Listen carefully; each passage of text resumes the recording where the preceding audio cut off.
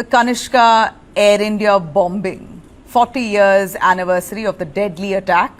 The Royal Canadian Mounted Police have now finally identified a man who was involved in testing a bomb just weeks before the incident. The incident took place on this very day, June 23rd, 1985.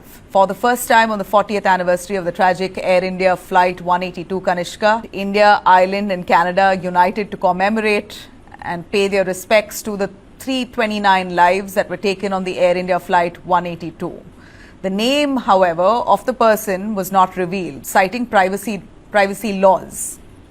What's even more shocking here is that the person died without even facing any charges.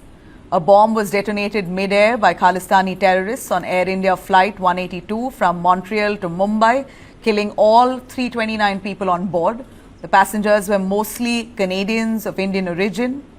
An Indian delegation headed by Union Minister of Petroleum and Natural Gas Hardeep Singh Puri, Irish Prime Minister Michael Martin, Canadian Minister of Public Safety Gary, and local Irish officials all came together, including first responders, families of the victims, attending this event. The presence of the Indian delegation and Canadian ministers was seen as a step to bolster bilateral ties between the two countries. A deeply moving memorial service.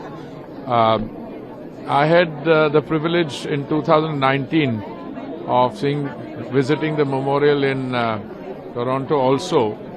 But what I want to say here is that the families of the victims who continue after 40 years, normally one would have thought 40 years is a long time and the wounds will heal.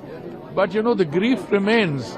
The fact that over 300 people, innocent people, their lives were snuffed out due to a terrorist action. A bomb was planted. This was an act of crime. It came from hate. It was a terrorist action.